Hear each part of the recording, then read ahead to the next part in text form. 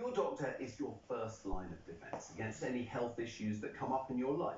So when you don't get the care that you need, that creates problems. What do you do if you lose trust in your doctor, or if you're worried that the diagnosis you receive isn't accurate? Well, in 2018, almost 5,500 patients in Northern Ireland were recalled after one neurologist was found to be misdiagnosing. Modern healthcare is founded on the trust we place in our medical professionals. Much emphasis is still given to the old adage, the doctor's always right. But when this trust breaks down, the consequences can be life-changing. Until recently, Janelle Trevelyan had no concerns about her health at all. Up until a few years ago, I was really fit. I was a regular runner and I was constantly on the go doing legs of marathons. I'd done half marathons, so yeah, I was really fit. So just over 6 years ago, I started to have a mild headache every morning. But once I got up and got ready, it went away. So, I didn't worry about it.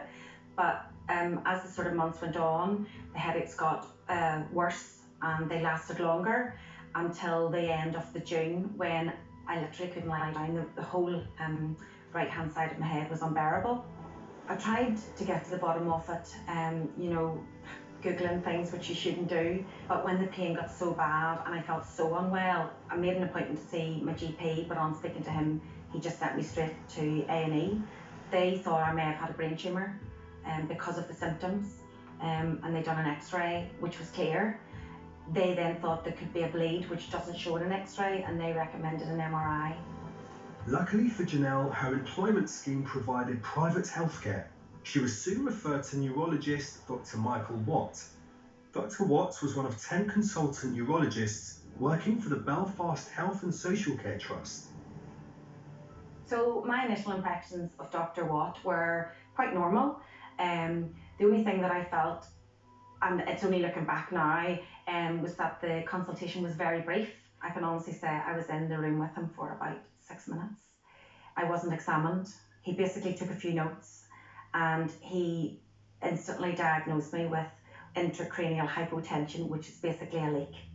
So we got an appointment for the MRI, and then I was to wait to see the results of that. Over the following months from my first consultation, I think I saw Dr. Watt face to face maybe 3 or 4 times. Now he recommended the MRI, which we got done, and he WhatsApped me the results to basically say, MRI okay. And at that stage then I replied to say, well, my symptoms are no better, and in fact I was starting to feel worse, what we were going to do. And that's when he recommended that we would do the blood patch. A blood patch involves injecting the patient's own blood into their spine. The invasive procedure is a rare neurological treatment used to treat intracranial hypertension, which is when there is abnormally low pressure within the skull due to a reduction in spinal fluid. As I started to see more of him, I would say that I didn't question skills or his ability to do the job, but the fact that he communicated by WhatsApp I thought was very unprofessional, and I'd never dealt with a doctor that communicated that way. But I thought, 21st century and so on, that sort of made me think a bit differently. When I was having the first patch done, I would say that his demeanour was very blasé. My husband and I were together when we were having it done, and we were just talking about finding a cure for MS. And he talked about, yeah, there will be, but everyone has to die of something. And this was just before my procedure, so it made me a little bit unnerved. And my husband and I were sort of throwing each other the glances, So doubt isn't the word, but things started to feel a little more uncomfortable at that stage. After my first blood patch, I felt really unwell. The pressure getting it done was just horrendous. And then I came home and I just felt really, really bad, unstable, and I literally went to bed for a week. Janelle quickly realised that the first blood patch had not helped alleviate any of her symptoms, and was informed by Dr. Watt that sometimes 2 or 3 are required to fix the leak. He scheduled her in for a second MRI to better target the location for the next blood patch and prescribed her with a variety of different medications to try to alleviate her symptoms, none of which worked. After the second blood patch procedure, Janelle was left feeling worse than ever.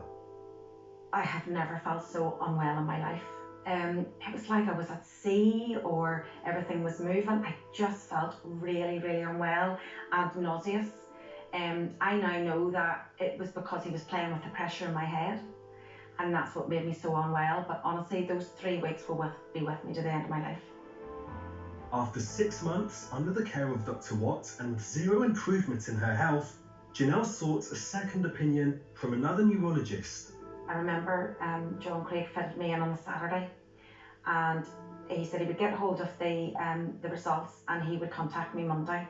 And he rang me on the Monday night and was crystal clear and very reassuring that there was absolutely nothing in either the very first MRI or the one that was done of the full top half of my body, and reassured me there was no clots or leaks or anything like that. There's nothing sinister going on, which was really reassuring. And then he basically offered me, if I wanted to, was an open question, if I wanted to come in under him as a patient, and I decided that I did. Unbeknownst to Janelle, around this time, questions were being asked about Dr. Watt's working practices. A local GP noticed an irregularly high number of blood patches being provided to patients who had been referred to Dr. Watt. Sensing something amiss, he made his concerns known to the Belfast Trust. What would emerge from this was a scandal of epic proportions. It was a scandal that Janelle would soon find herself entangled in.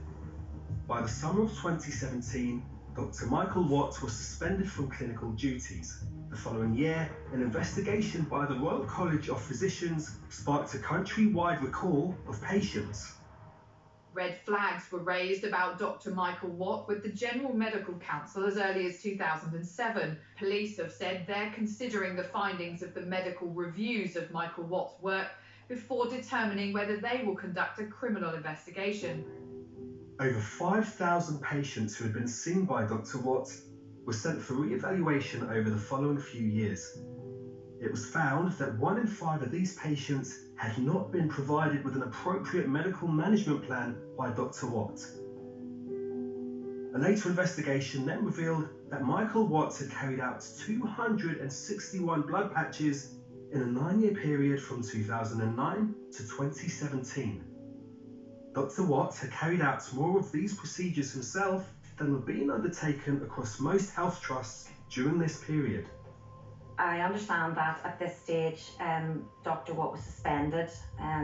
He wasn't struck off and still hasn't been struck off, and unfortunately won't be struck off because he voluntarily took himself off the doctor's register, so he doesn't have to stand accountable for anything that he done to any of us. And that makes me feel so angry, but not just at Dr. Watt, at the people that should have been involved, the people above and above and above. Why was this not caught? Why was this not seen as extreme? That makes me so frustrated and so angry, and just bitter about the whole situation, to be honest. An independent inquiry published its findings in the summer of 2022. It found that the Belfast Trust should have intervened earlier, but failed to do so, and that the effects of numerous failures ensured problems were missed for many years. Looking back, there certainly was red flags. You're just under this high that I was going to get better in this appointment. An independent neurology inquiry made 74 recommendations to improve communication when it comes to complaints about a doctor's work. The Health Minister for Northern Ireland, Robin Swan, apologised on behalf of the entire health service to those who had been so badly let down. However, many like Janelle are still living with the consequences of this failure. Where were the bodies that should have been monitoring his performance, his quarterly reviews, his half-year reviews? He was doing more patches than the whole of the UK for something that's a very rare condition. So I probably feel more let down and disappointed. I don't really know if I've got the words to describe Dr. Watt. to be honest. I do, but I can't sell them, Colin.